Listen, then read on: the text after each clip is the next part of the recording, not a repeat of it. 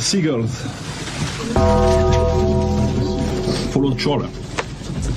It's because they think sardines will be thrown into the sea. Thank you very much. Talking nonsense. So I thought, no, enough's enough. Why should I put up with that? Talking nonsense. So I thought, no, enough's enough. Why should I put up with that? Don't bite then.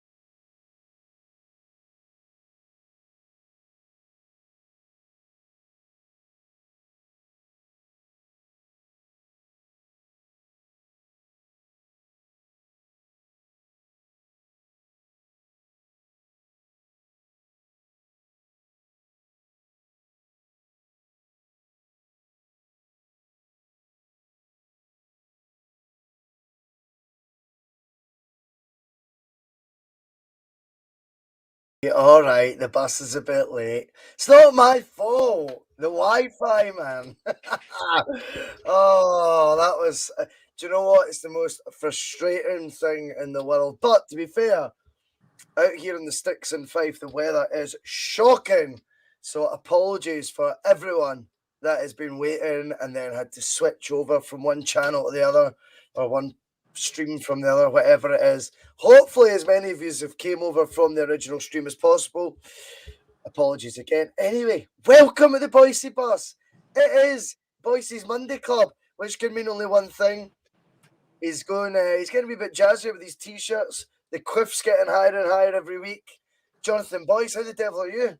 I'm not bad. I'm far finer than I was 7 days ago. The football has been just terrific over the last week. I think I've only just about recovered from the performances both last Wednesday night and then again on Sunday. The quiff is quieting down ever so slightly. I did say it only gets big when I'm getting a bit nervous, but I'm beginning to feel a wee bit more confident this week, Russell.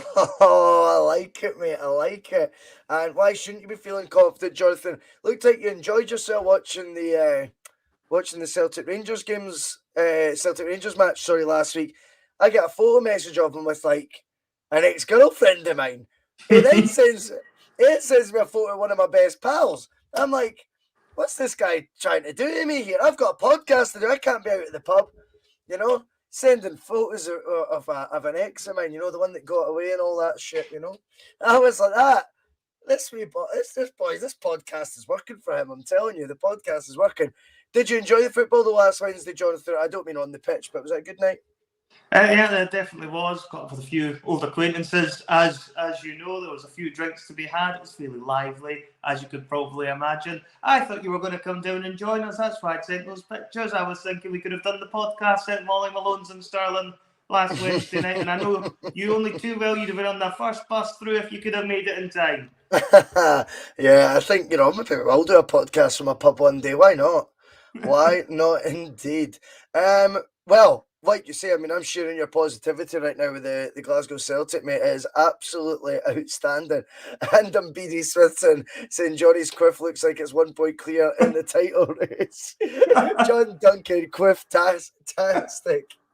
Phil McGinley is loving your confidence, mate. Contact, better late than never. You're right, mate. And he says it's playing the best football. We're playing the best football he's ever watched as a Celtic fan now. I like it. I like it. And Brown Warrior Honey Trap. I know the score, mate. Trust me.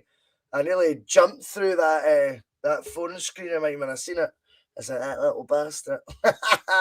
Just kidding. Just kidding. Right, anyway. It is the 7th of February, 2022. Had on the 7th of, shall we say, August 2021, you told me Celtic would be battering teams a point clear in a race. They were at 1.6 points behind. I would have been absolutely delighted with that, Jonathan. We are now setting the pace. We're going to talk about that as well. I mean, it's a relentless Celtic side. But before we get stuck right into it, a couple of things with the Boyce'S bus. We're going to do a Championship Manager stream this week. It's been a while. I think it's been a couple of weeks since we did that. I know no one's that bothered, but I just think it's good fun to get us all together. Whoever is available as a wee bonus bit of content, and it takes an hour out, man. I quite enjoy playing it. So we'll do that this week. Tomorrow night, I think we'll go at 9 o'clock. Wednesday, we're going to do... Oh, fine, right, fine. We'll do Fan Cam Live and Post-Match Pish. Jonathan, you fancy some Post-Match Pish on Wednesday? Post-Match Pish, I will be about for Post-Match Pish this Wednesday. I'm not getting pished. I will be here watching from my luxurious apartment instead of from the pub. No worries, mate. Well, we'll get you on. I think someone else might be coming on as well. Why not? And I was in a wee meeting at 7 o'clock this evening with... I'll not say his full name. I don't know if he's wanting all that disclosed in the pub, but Ryan and Positive Strides. There should be t-shirts available, maybe as early as by the end of next week to order. Wow. Yes, we've had a look at some of the designs. There's another design to come tomorrow, but they're looking fantastic. Good quality stuff as well, and I'm not going to overcharge for them. I think what we want to do is, we're a down-to-earth pod, Jonathan. It's down-to-earth. It's, I'm not going to sit and try and sting you $40 or anything like that for a t-shirt. Are you going to be doing modelling for it like you did on your previous podcast? You need to snap some pictures. What I was thinking on the picture note, and I'm very glad that you've brought up photos of people modelling kits, because I was thinking the first batch of t-shirts that we're going to do, and there'll be 3 that we'll release, I think it's going to be initially, and then we'll do a summer collection obviously as well. I've got it all planned out, and I was thinking the best photo I see, or the most random, of someone wearing it, so it could be someone wearing a fur coat or something like that with it over the t-shirt. It could be someone at the game, Jonathan.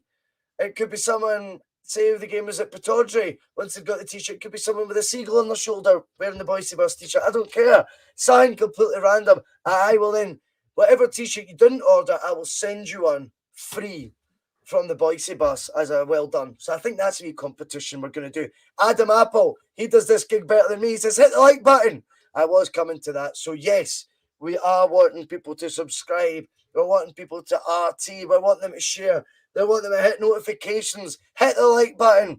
Do as you please. Also, a huge thank you to fanboyfootball.com. And I cannot wait to have the Boyce'S bus t-shirt section on their site. Fanboyfootball.com have been a brilliant sponsor. And Ryan and co have been a huge support with getting the merch out. And we might try and do like mugs or beer mats as a lower cost sort of bit of branding, I think, as well, rather than just t-shirts, Jonathan. It is exciting times for the bus. So, yes, this week's schedule, Monday Club tonight, Championship Manager tomorrow, and then the small business of Fan Cam Live at Pittodrie, and we'll do post-match pish as well. Thank you to everyone for putting up with me saying all that. I don't want to bog it down with propaganda and all that. It's really not my bag. But it needs must. If I want folk to watch it, then I need to tell you what's coming up. Jonathan, let's get down to the football, mate. That was all boring. That was boring talking about all that. I hate feeling self-indulgent with shit like that. Let's talk football. And over to you, really, because everyone held enough of my views yesterday. Relentless Celtic, they win again. We are flying. Trying not to get overexcited, but judging by your introduction tonight, Jonathan, I think you're already in that territory. I'm slowly getting there. I have to say, I was not expecting quite the performances levels to have been so high as they have been in the last 2 games. I actually think even, yesterday, I thought that was even better than the Rangers games in many ways. I thought, for 90 minutes, Celtic were actually on fire. That could have been one of those double-digit games that we've talked about previously coming to fruition in that match. Celtic were just unstoppable. And really, it's probably the first time we're beginning to see what a full-strength Celtic would look like, because the options even coming off the bench, were outstanding players that you could just really come on and you'd have thought, any other team, it would get straight into the first team squad. But, to go to a tricky venue like Motherwell and just dispatch them with such ease and such confidence, I think made quite a large statement and pretty much proven, because given what happened on Wednesday, it would have been very easy for a hangover to have kicked in. The emotions were running high Wednesday night. It was almost like a massive European night Wednesday night. And so often you see after a result like that, it goes a bit flat the next game. And, flat the next game. Showing off your Haribos. Thought you were offering me one there. But you know what I mean? It's like, it can often just end up deteriorating a wee bit the next time they come out. But it was quite the opposite. Celtic looked as if they had a point to prove. And I think the players have got a point to prove now. And I think, the fact that they just disposed of Motherwell so comfortably shows there's a bit of dig there. Still a long way to go. I'm still got my feet firmly on the ground. A lot of games of football to be played. I expect the title race will go the distance. But what is there not to be positive about at the moment? Well, that's it. There is nothing not to be positive about right now. The display yesterday, they were under a different type of pressure yesterday. That's the thing. The Celtic side hadn't been in the lead in the league this season, not for a long time, let's be honest, or maybe momentarily in the first weekend of the season because of goal difference or something, but you know what I mean, not in a realistic league leading position in a hell of a long time. And would they be able to then double down on that by stretching the lead further and putting further pressure on your rivals, or was it going to be a huge high at midweek against Rangers, destroying them 3-0 and then back to earth to the reality, and before you know it, not feeling as invincible? Well, Celtic just had the bit between their teeth. And Liam Cole comes in. I know he's been funny, but he's spot on as well. It was the best performance I'd seen in 3 days. Celtic's on fire right now for so many different reasons. Trying to not get overexcited, Jonathan, is the difficult bit. I mean, we come on here, we're trying to give measured opinions at times, and yeah, we don't try to be fucking PC or any of that shit. You know what I mean? If we've got something to say, we'll say it, but you don't want to then become like almost embarrassing how much you're gushing over a few results, but you can't help but feel, the last 2 displays in particular is the stuff that, is going to be looked on in years to come already, in my opinion. Even if we don't, I don't see it happening now, but if we weren't to win the league, I still think some of the football we've played this season is going to be something that's harked back and looked back on in years to come already. And I'm not saying that, trying to be over dramatic. I just think there's a swagger about the team, relentlessness, a tempo to it that no one can live with right now, let alone sides like Motherwell, who aren't necessarily the worst teams in the league, Jonathan, by any stretch. I mean, you can't take anything away from their display, on Sunday either. They were just blown away. Yeah, and actually, Motherwell kept it tight up until the first goal, and then, they were making things a little bit difficult for us. But as soon as the first goal goes in, the floodgates opened. We were, as I say, outstanding from first minute to last. And I think that's probably the first time we can say that this season in terms of an overall 90-minute performance, that was actually the best for me under Ange Postecoglou. Because even, the Rangers game last Wednesday, Celtic were probably strong for about 45, 50 minutes, and then they've probably taken their foot off the pedal a wee bit in the second half. They're probably going to consolidate the win naturally, make sure they didn't do anything silly there. Whereas I feel they kind of went full throttle, and it was proper, that word again, proper Ange ball coming to the fore there in that second half, as well as the first. And it just, as I say, it goes to show how many options he has now. I don't anticipate he'll actually make many changes. I think he will make a lot of changes, but he's now in a position where he can make those changes. He doesn't have to rely on the same players every week. So I'm really excited to see where they can actually go with this. And I think you said it last week, they've been building up to this moment for a couple of months now. And Celtic have kind of went under the radar in a lot of ways in terms of what they've been quietly doing behind the scenes, building to this point. Now they're actually finally getting the full attention. And you can tell the players relish it. And, I thought to a man, there was not a single bad performance on Sunday. And it's actually quite hard to single anybody out specifically. I thought Tom Rogic, I say it specifically, but I'm going to do it anyway. Tom Rogic, I thought, was utterly stupendous. That was him back to his very best. I love the fact that before the game, people thought, oh, Tom Rogic, he's maybe not going to get on because he's just came back from Australia. And I'm just like, oh no, he rests at the end of the season, mate. And I was just like, sorry, right? Can we do that? Can we just do that accent again? No, I won't do that again. No. We won't put the listeners through that again. Come on, Jonathan. Let's one more time. Come on, do that again, mate. We won't put you through that again, mate. I got lost there. Right. Anyway, what was I saying about Rogic? He was saying that he saying he will not rest him until the end of the season, which is a very interesting point because Tom Rogic is normally, historically, a player that doesn't last 90 minutes, let alone be played consistently game in, game out. You've seen it with Andrew's predecessors. Lennon was going to actually get rid of him because he couldn't manage his fitness, couldn't manage to get the best out of him. And even under Brendan, Brendan Rodgers barely played him much more than 70 minutes at all either. So I think it says a lot for Ange Postecoglou that he's managed to get Tom Rogic buying into this. And I think he's obviously taken his fitness levels to a completely new extreme that we haven't seen yet before. But for me, Tom Rogic was the star man, but it was such a good team performance. Who was the one that stood out for you the most? Ooh, it is a good question. I mean, obviously Rogic for the goals, but again, correct me if I'm wrong, I think he got a goal and an assist. I did.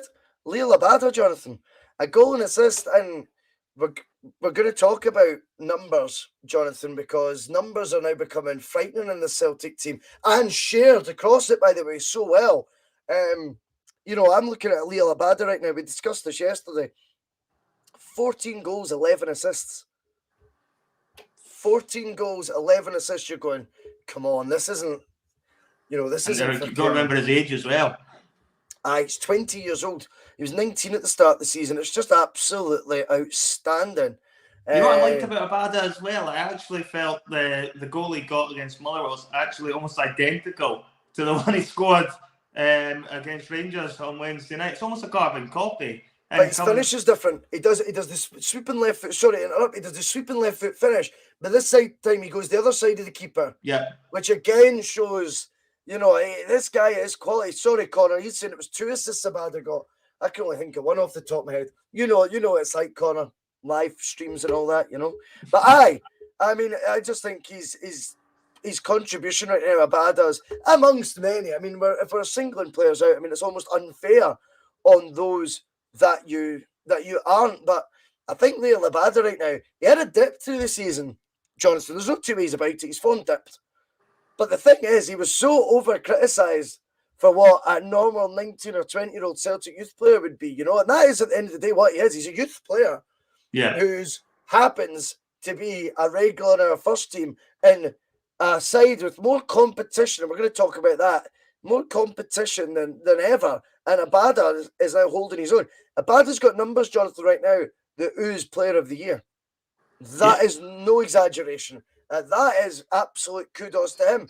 But we will move on because we are getting overexcited, Jonathan. We are. And that's just natural. And long may it continue. But Ange, he remains very measured. Are you getting any feedback there? No. Is your fan went on in the house or something? Oh, I don't know. No, I don't know. There's a wee bit of background noise now.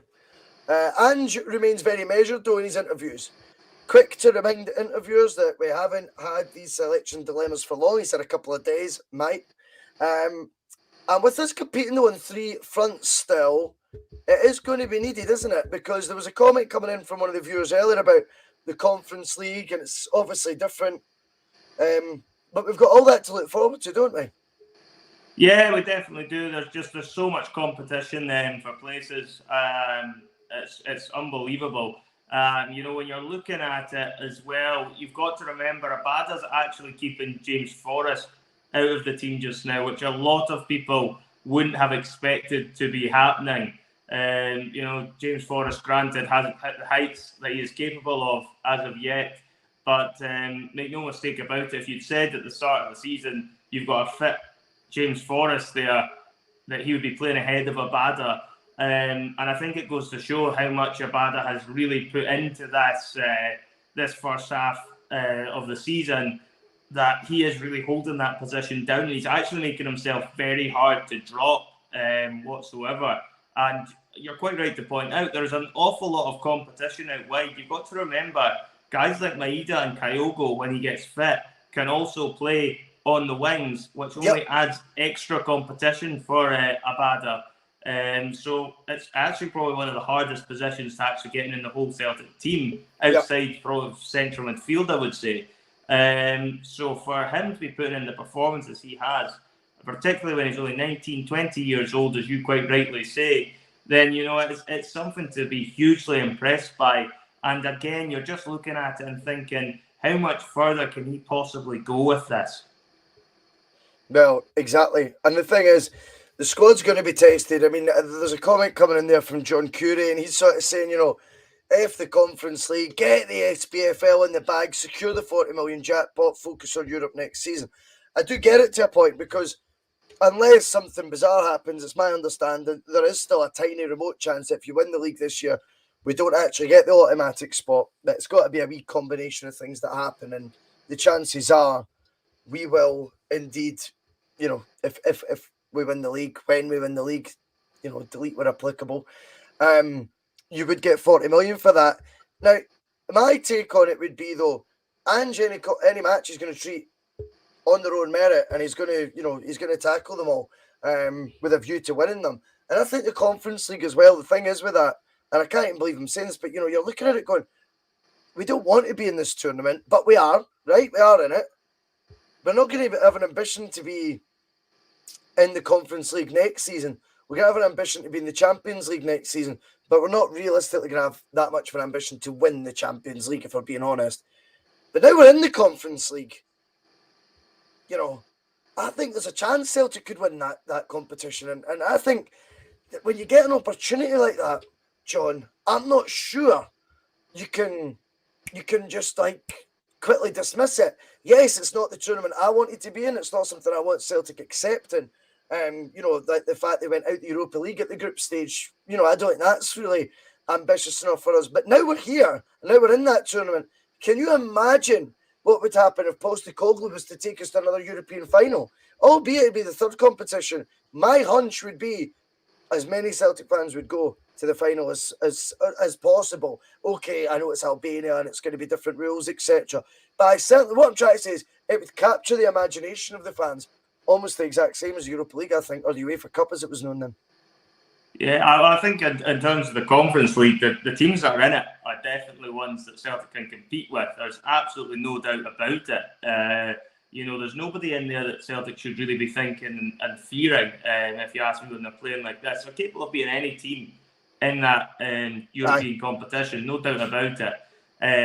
It'll also be interesting to see how they get on against Bodo Glimt next Thursday. It's a game Celtic will be expected to win. However, we have seen in the past, banana skins do happen in Europe, and you can't underestimate anyone at that level, because it is always going to be a step up from what you tend to be playing domestically on a week-by-week basis.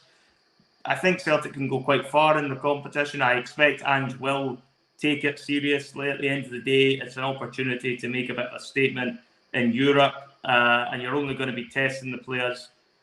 Yeah, and that's a great point from Alfred. We should be looking to win any competition we're in. That's the mindset you have to have at Celtic Football Club. Totally if you're going to be successful domestically, and you also want to be taking that sort of mentality into the European games too. So I think it's a great opportunity for the players to develop and really showcase just how good Celtic are, because doing it domestically is one thing, but everyone will always poo-poo performances.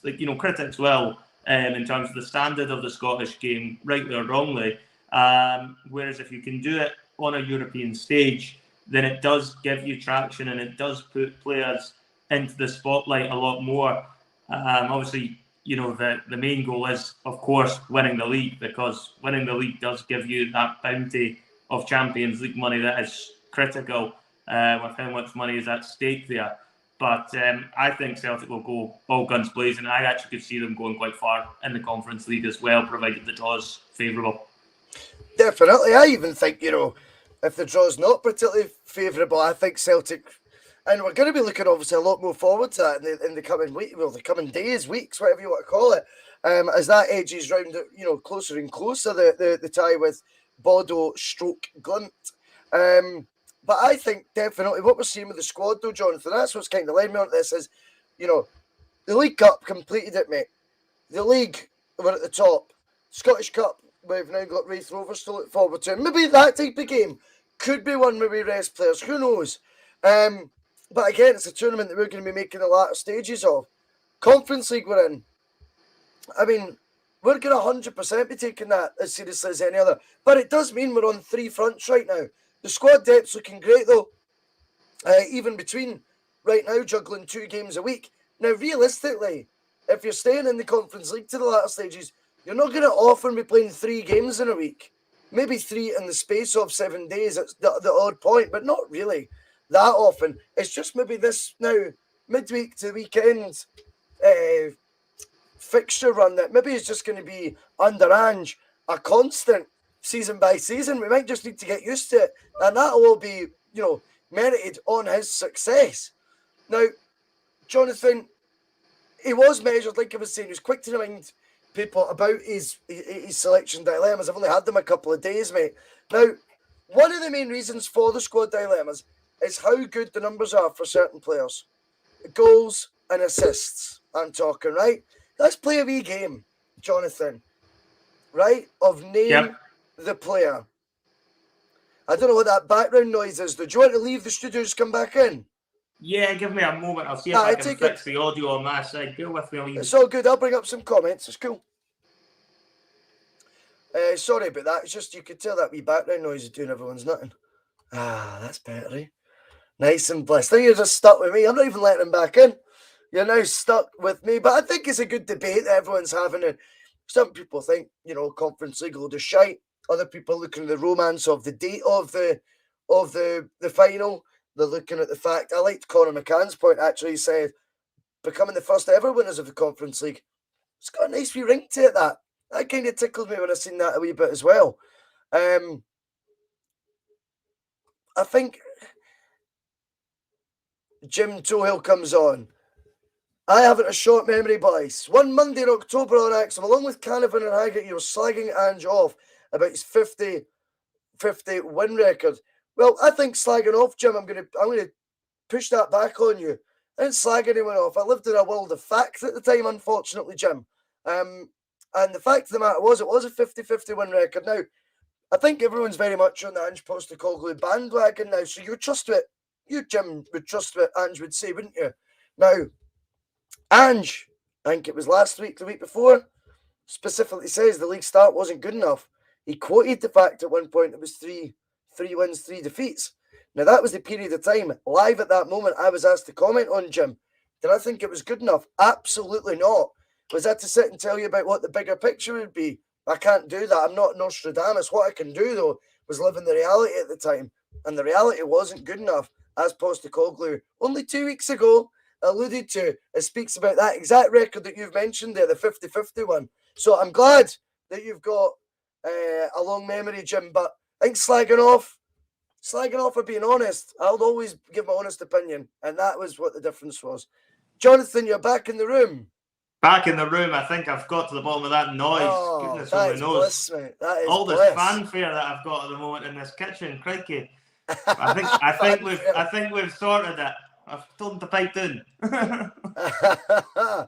Absolutely fair enough. Yeah. Well, Jim Tohill, and I'm glad he's on the Boyce'S bus. It's brilliant to have him on.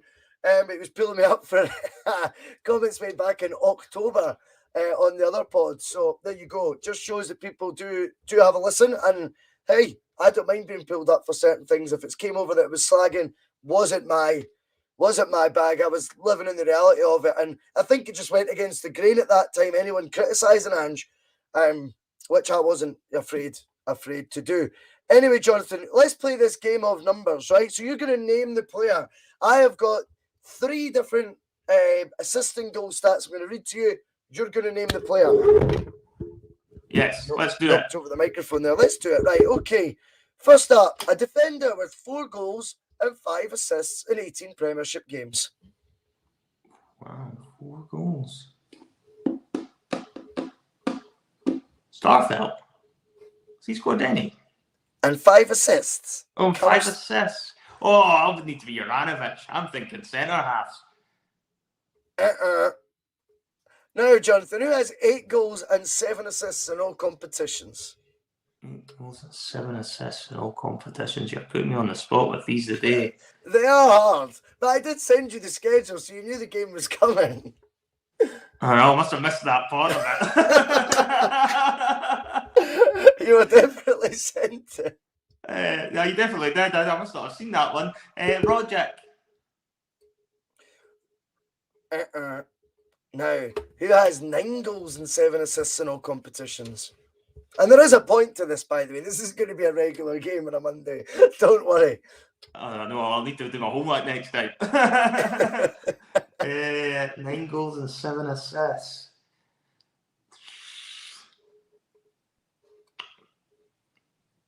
Kyogo? Has he got more? He must have more. Jota? Come on. Jota? So, let's go through the answers. Now, there is a purpose to this. Like I say, everything on the Boyce'S bus is done with a reason, Jonathan. So, the reason we were playing a wee game of Name the Player is because the defender with 4 goals and 5 assists is Anthony Ralston.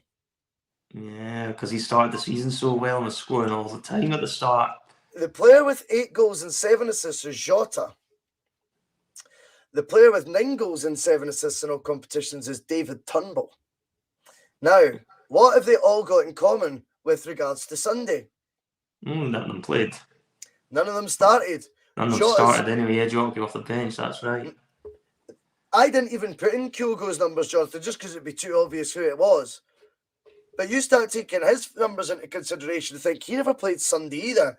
And you can understand the point behind that wee game there.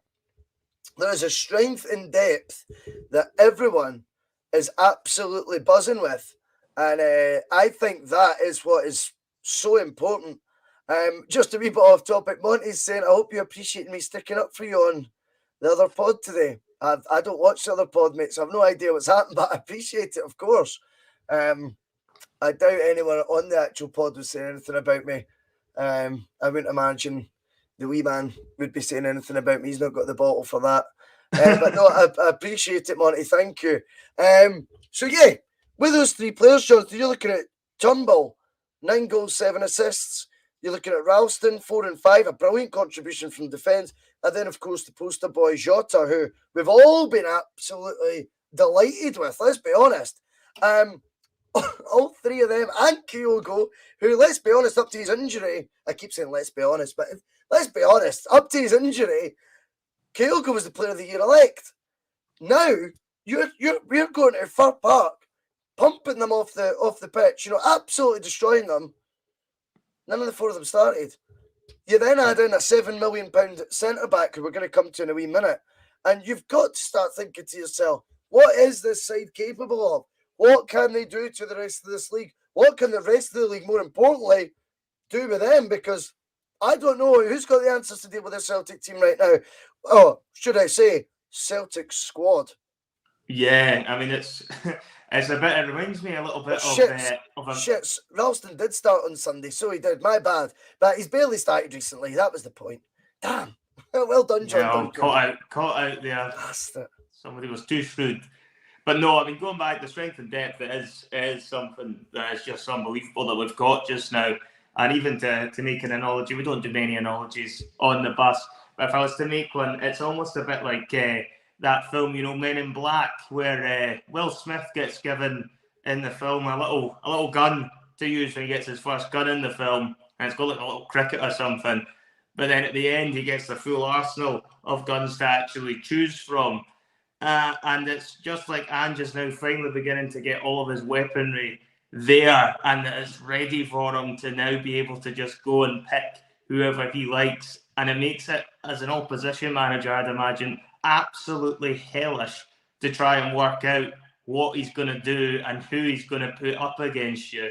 And I would think, I wouldn't want to be the Aberdeen manager at the moment having to try and guess the team for Wednesday night, because he could make so many changes and still put out a strong team. He could make 6 or 7 changes from what started on Monday, and it would still be like a really strong team that most fans would be right behind, regardless of what Ange decides to do. Or he could flip it and just go again with the same personnel. And again, it would be a surprise that nobody could see coming. So I'm really excited to see what he ends up doing. I think it adds a bit more sort of excitement and enthusiasm towards the games coming up, is because there is that sort of unknown of who is he actually going to start, because you can make a case from pretty much everywhere outside of goalkeeper. Probably when Cowboy gets fit, he'll probably start more often than not, I would think, as well, and Callum McGregor. Outside of those 3, I think the rest are pretty much intermittent, and it could be any from the rest for the positions. They're almost all up for grabs for me. Absolutely. That's the thing. That Connor's making a great point here as well. I mean, look at that for an 11, that potentially could have played that didn't. It's absolutely baffling how this squad has went from what we were describing at the start of the season as a bit threadbare to now.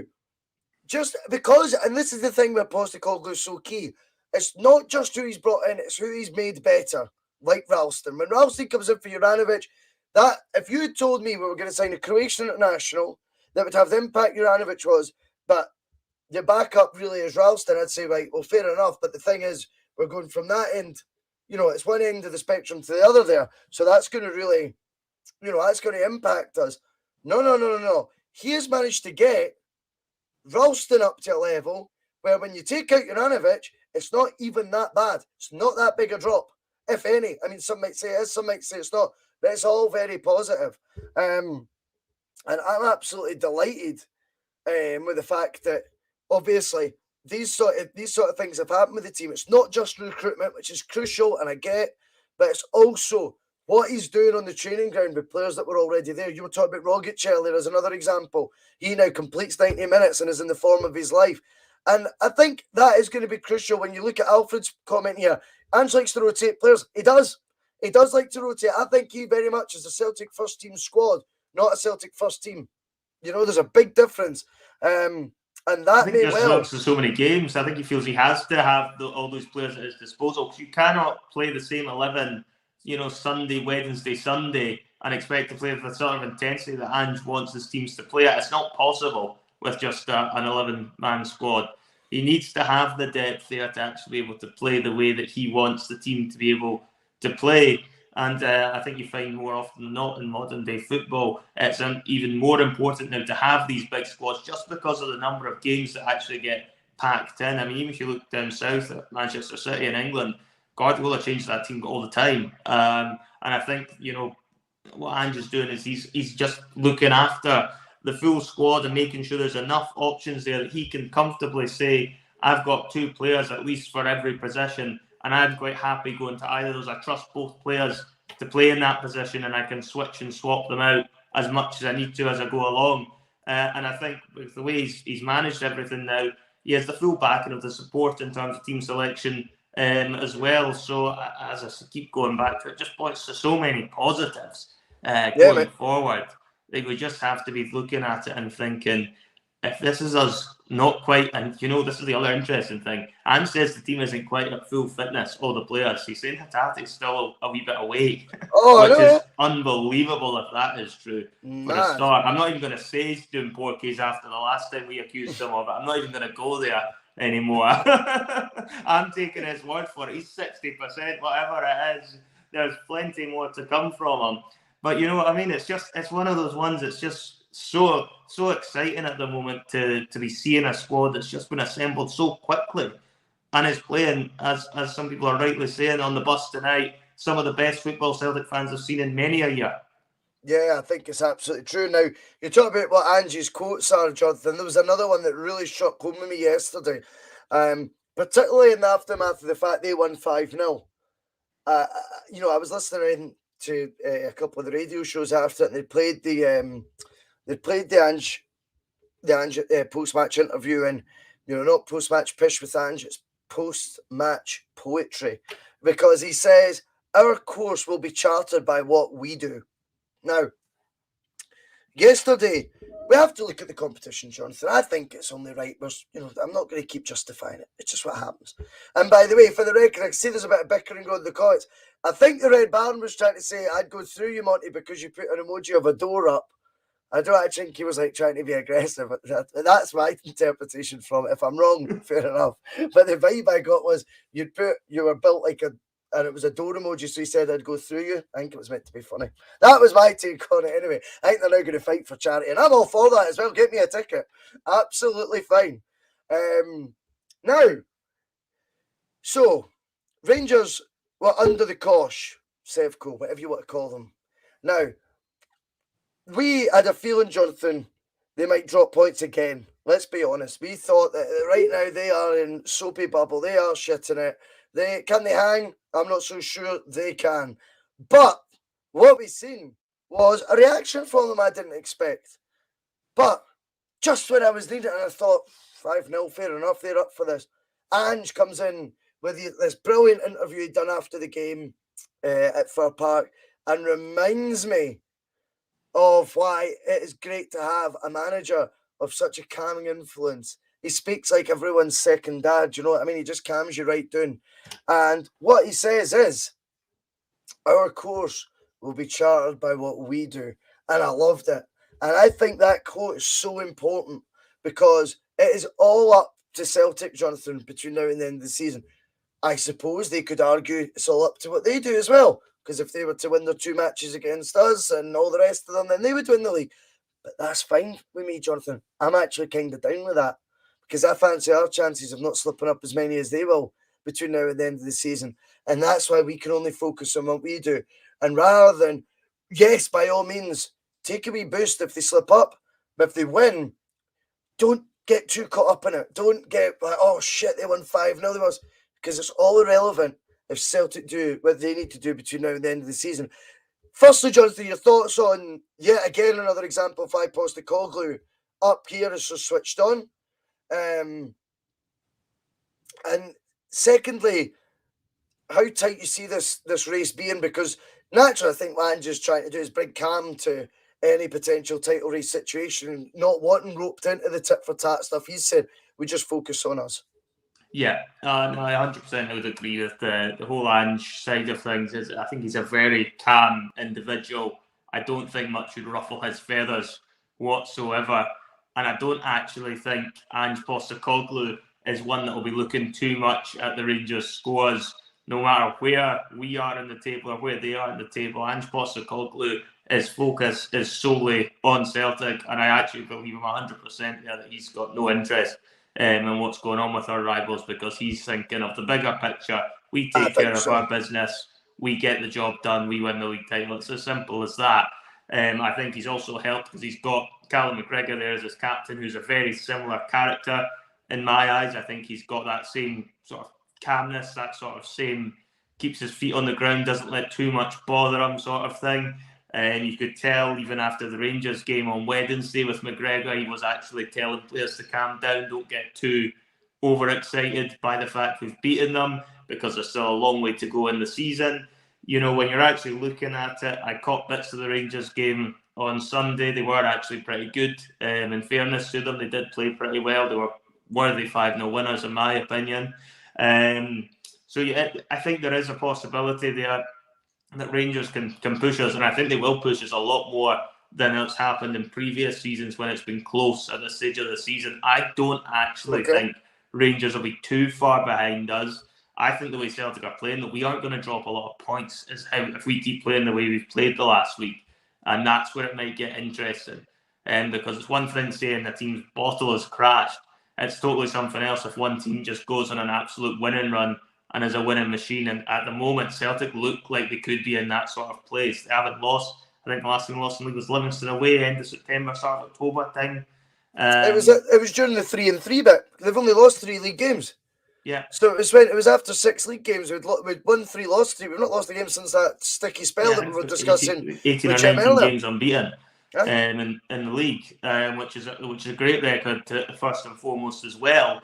And as I say, we've only got stronger as the season has gone on up until now.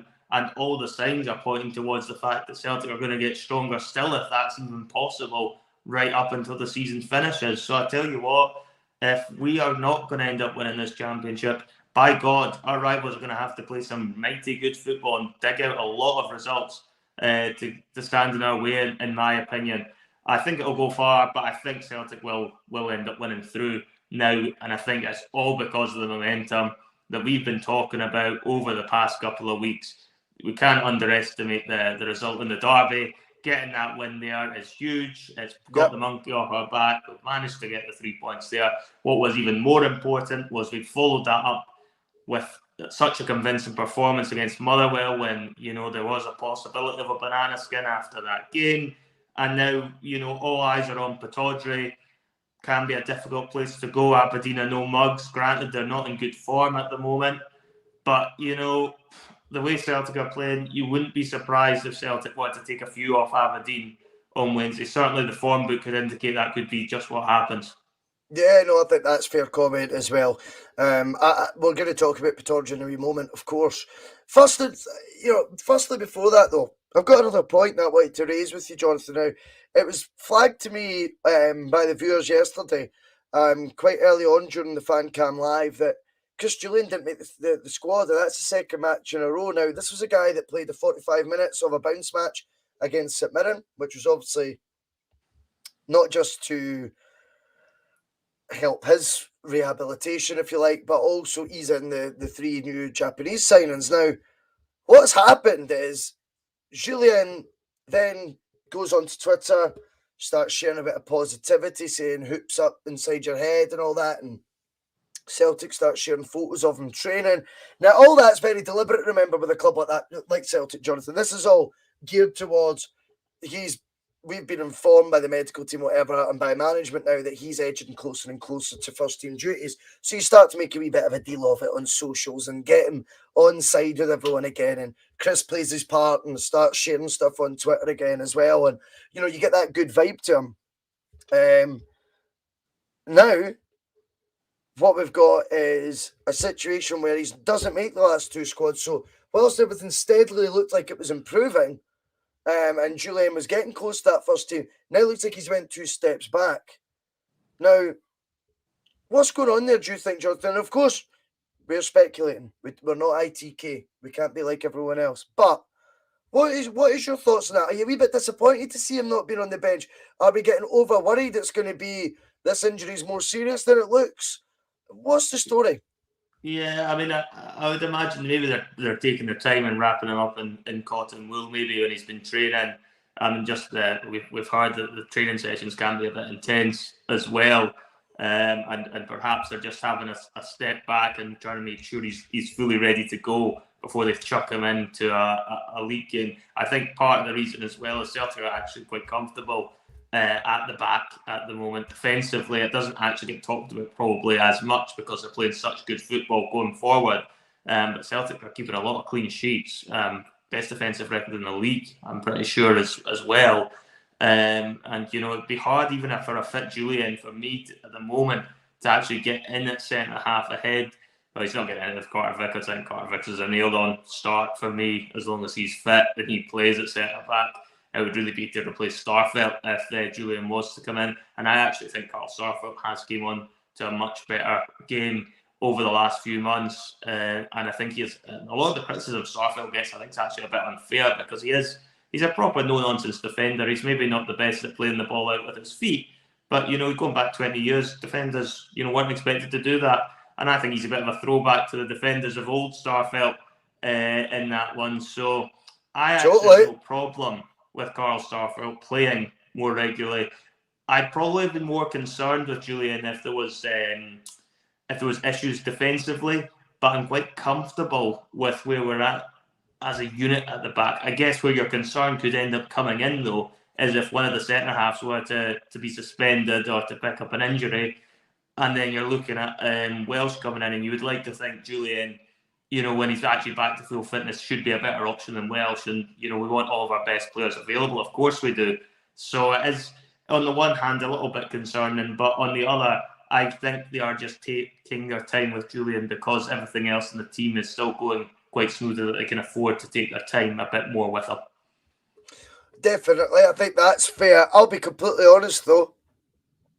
For me, if Jullien was going to be now looking like, if he's out the last two squads, say it's maybe there has been a slight dip in the rehabilitation, etc. I'm not as comfortable. We just spoke earlier on, Jonathan, about the number of tournaments Celtic is still in, the amount of fixtures still got to play. How comfortable am I with only 3 players for 2 positions? Not really. Not really. I would like to think that the quicker we can get Jullien back in contention, the better. And I just thought it was interesting. A lot of people had raised it yesterday in the viewers. Just wanted your thoughts on it, because I think it's a big loss if he's not available for, anything like the majority of what's left of the season. I think it is.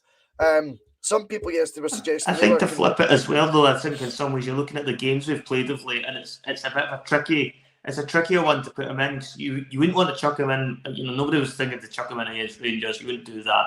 And then even Motherwell away, it's not one you're really going to put him in. Difficult position to play as well, centre backs, because you don't really like to change them, too much unless you have to. It's one of those positions you'd rather gel a partnership together and don't be chopping and changing. I think that's quite a common rule of thumb, really, with your centre halves. So you didn't want to be changing them too much. I think if there's a chance, he'll probably get a run out. Not against Aberdeen, because again, Pittodrie's not a great place to be putting him back in after such a long layoff. But I would certainly think potentially in the European game next week at home to Bodo Glimt, that could be an opportunity for him. And certainly with home league games coming up, I would imagine they might be looking at something like that if they are going to start putting him in and giving him minutes. Then they'll look to do something there. Oh, there you go. He's on the Conference League squad. I didn't know that. That rules that one out. Thanks for that, Michael. So no, I did not know that. No. And there's Justin just joining he's joining the morning bus. As Justin watches us from Australia. So good to have you on, Justin, mate. I just thought I'd cut in there. Good to see you, Justin. If he's not in that squad, that is surprising, Michael. Well, yeah, he won't be, because they announced they could only make 3 changes, I think, today, and Jullien wasn't one of them. And of course, he wouldn't have played in the European squad in the first half of the season because he was injured. So yeah, it would make total sense. So they still do that, do they? Because they do that. I mean, they've done that for years, I suppose. You can make X amount of changes for the second half of a European campaign.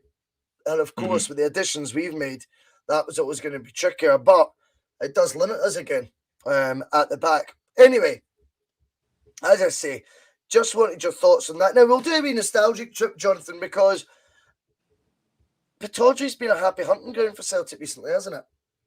Yeah, it certainly has. We've seen some memorable games between Celtic and Aberdeen, and certainly we've been on the right side of a lot of big results. And you'd probably turn around and say, even most recently in our last trip to Pittodrie, that was a turning point for us in the season, because that was... Was that Jota with the winner? Sorry? Was that Jota with the winner? Yeah, Jota got the winner, I believe, yes. I'm sure he did. Yeah, pretty sure he did. And again, it was a nervy game. It was fairly close. I think goal came about 10-15 minutes to go, I believe, from memory as well. I think that was right on the back of a lot of poor results. A lot of people were expecting, Aberdeen to take something off Celtic. I think Celtic at that stage in the season, it was critical. They won at Pittodrie. It's a little bit different this time around, that they do have a little bit more scope with still quite a large number of games in the season left. Although Celtic are in a totally different place this time around than they were a few months ago going there. It's all pointing towards being a hopefully another memorable game on Wednesday, I feel, with how Celtic are playing, and particularly when you look on the other side of the fence and how poorly Aberdeen have been of late. Yep. They're struggling at the moment, Aberdeen, for a top 6 place. It looks like they're going to be in a bit of a battle to get into the top 6. But take nothing away from that. Pittodrie under the lights, it's always a trickier place to go. And we've seen Aberdeen raise their game a few times in the bigger matches this season. We've got to be fully prepared for it, and approach it as best we can. But I mean, in terms of the fixture itself, so what's one of the games that really stands out for you when you look at this fixture? There was one where I can't remember what the build up to it had been, but for some reason it was under Rogers, and I think for some reason we were worried about it anyway. I think I know what one you're talking about. Is this the one? I think they had like a week and a half break, I think, Aberdeen to prepare for it, where Celtic have been playing consistently. Was it Tierney scored in it off the bar? Yeah, well, he hit one. I don't remember if it hit the bar. And then Dembele had scored 2, but we put in the first half like our best display. We absolutely pumped them. We were 2-0 up, and I'm sure it was the game where Dembele scores at the back stick, but it was been against the odds. We were a bit nervous going into it, and then, as we did very often in that era, just were straight out the traps. Any that stick out to you, Jonathan? I know I did send this in the schedule as well. I'm sure it was missing from it as well, the one that you read, though. Well, no, I did. As I say, I hark back to the game just earlier this season. But I mean, if I was going further back, there's always one that sticks out with me at Pittodrie. I think it was a 5-1 game years ago. It's the one where McGeady does that infamous Cruyff turn in the box. I think Barry Robson might have scored in that game as well. Somebody will correct me if I'm wrong. I think it might have been his first game on. He came on and straight away just went over. I think Nakamura or somebody came off a free kick as soon as he came on, split in the bottom corner. Robson, not a bad way to introduce yourself. Celtic fans were used to scoring free kicks all the time. Then they were like penalties, really. That was kind of par for the course. He probably didn't get enough credit, Robson, for putting that in, looking back on it, because we were just so used to folks scoring them. First touch of his Celtic career, that's right. Yeah. First touch. It's a great trivia question, that. Who scored with their first touch in the hoops? First touch of the ball. And it was a free kick. I remember watching it live at the time. But he almost looked a wee bit embarrassed when he'd scored it, Robson. Another one that sticks out, Jonathan, I think it was 3-2 at Pittodrie again. Rogic on that sort of half volley with the outside of the boot. Yeah. At the edge of the box, the ball's kind of, it's bounced, it's sort of rising, and then he sort of slices it, but like it's a deliberate like slicing of the ball that he's done to get the swerve on it, and it sort of goes in the bottom bag. But that was sort of my memory of it. I mean, that wee prick, Jonathan D, comes back in as Johnny D, Jonathan. I mean, if you've been blocked once, just fuck off, mate. Nobody's interested. Call us an echo chamber all you want. Why don't you just do one? Nobody. It's like that silly guy McFoley off the wrestler thinks he can just come back as a different character. Nobody will know the difference. Stephen Creamer says that was 1-0, was it? There was a game he scored and it was 1-0. Was that 1-0? That shows how your memory plays tricks on you.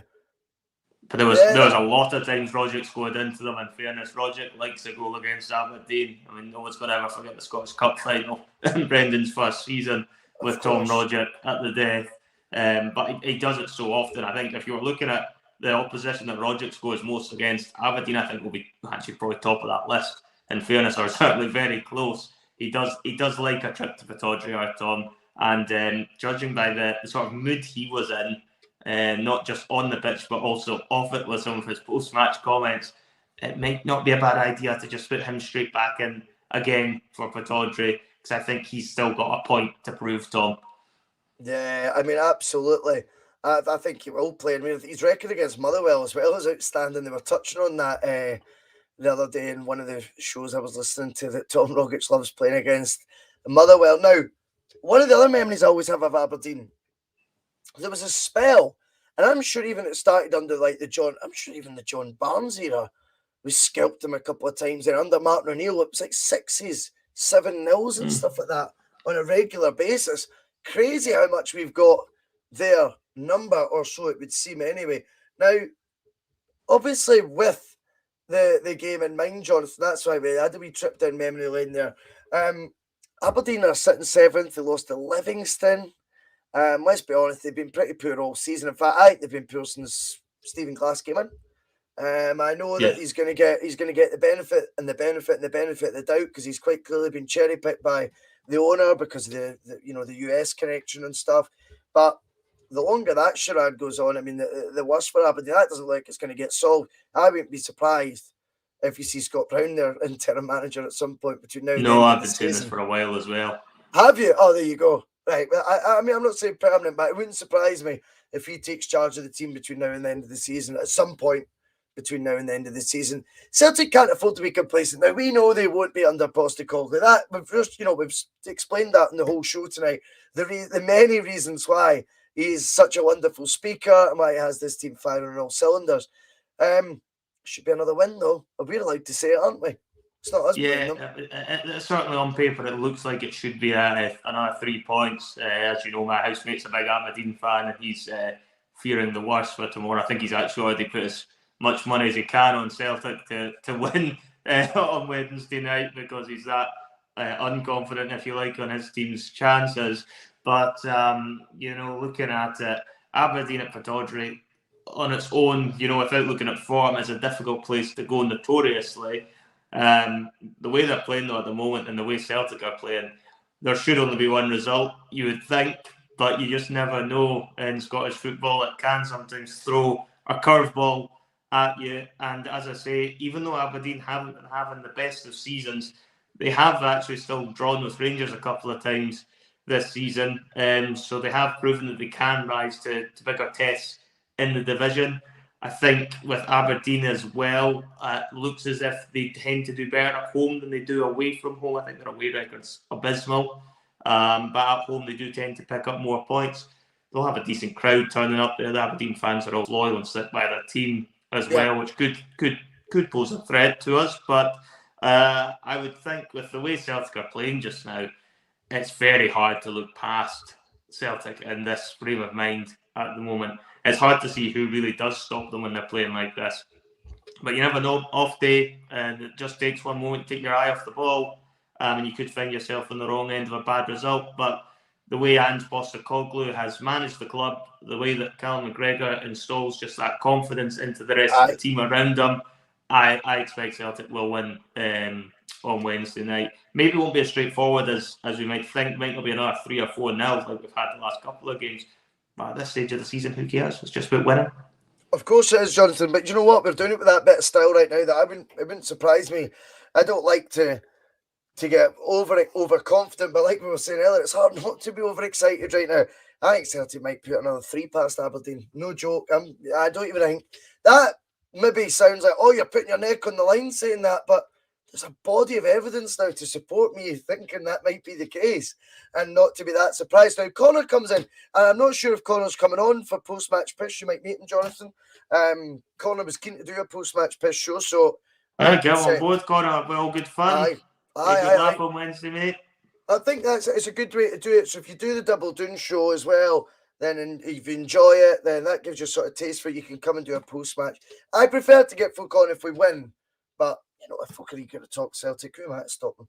Now, he's asking a brilliant question. Now, does O'Reilly play Wednesday? It's harsh on him not to be. Still like to Jonathan. O'Reilly's done nothing, and I mean nothing wrong in a Celtic jersey since he's joined. He has been outstanding. We were talking about numbers games earlier.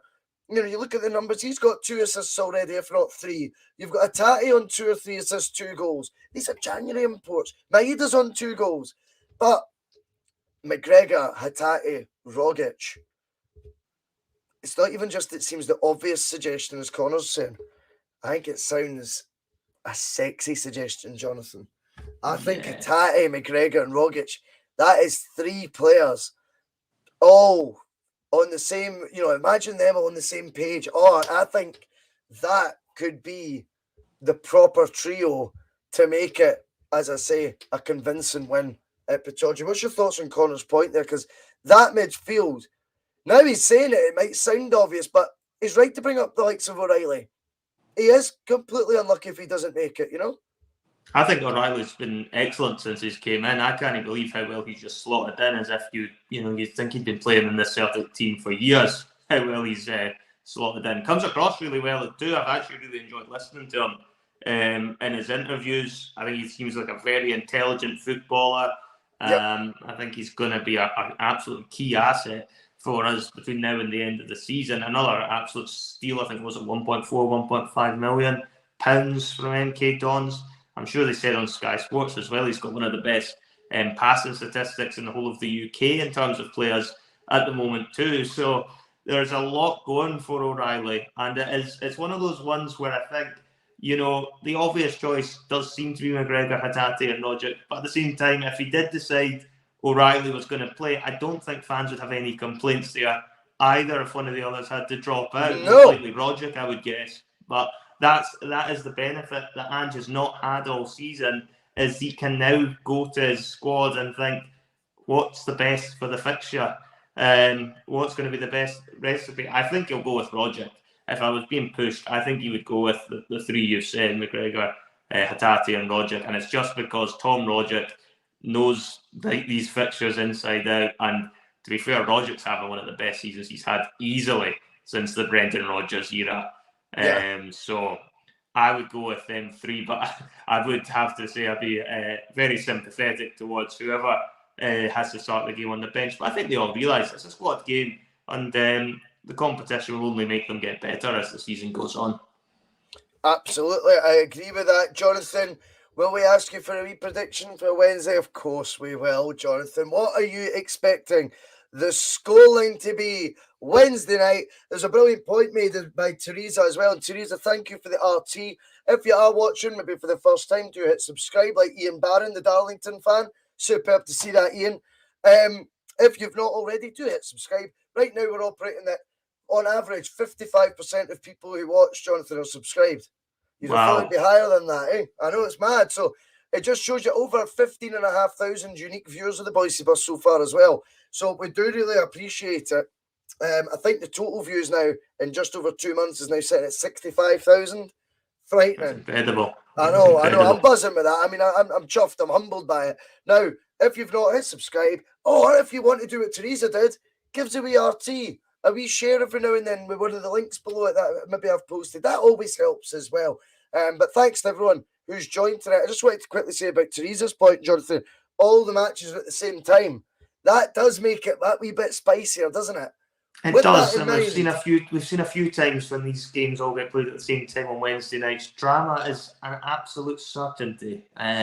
Whether it comes at Pittodrie or whether it comes at Ibrox, I guarantee you it won't be a quiet evening on Wednesday. I would expect there will be drama. I expect that both teams will end up winning, but don't be surprised if there is a sting in the tail somewhere. Right. So what was the scoreline you said there? I think if we're going for a scoreline prediction, I think Celtic will get their job done. I think Celtic will win 2-0. 2-0 Celtic. I am going to go 3-0 for Celtic. I think it will be a convincing win. I think there's goals in that Celtic team no matter who plays. And you know what, Jonathan, I just think Aberdeen are there at the right time for us as well. I mean, they almost looked half decent against our rivals, but I wouldn't read too much into that, you know. Anyway, what a crazy Monday club. There's 182 watching live right now. So thanks again to you all. Everyone that's tuned in. Wow. Aye, crazy numbers for a Monday night at nearly 10:30. We went a wee bit longer, but why not? We were a bit later, departing the station. It was the least I could do. But this has been the Boyce'S. We're going to be back tomorrow night. I'm going to be playing some Championship Manager from 20 years ago. We're in season 2. I can't even remember how that season's unfolding, but we will have a lot of fun playing it tomorrow night. We'll do a wee hour of that just for the banter and the comments and all that. I'm then going to do the live fan cam. So I'll be live from about 7:40 on Wednesday night, and we'll then do post-match pish, Jonathan, 10 p.m. till 11 p.m. I'm really looking forward to having you on. And if Connor's coming on as well, even better. If not, we'll rope someone else in, Jonathan. We'll have 3 guests on post-match pish. Oh, why not? Why not, indeed. Keep an eye out for any other Boyce'S news. There will be more coming soon, as I was saying. Merchandise, sponsorships. It's all fucking happening. You know it. I know it. Let's play some music, and I'll see you all later. Thanks again. Some of his comments about me deliberately trying to cause controversy. Well, I work in the media now. And you've got someone sitting there next to you who's an embarrassment to the media profession. He's an apologist. He's a charlatan.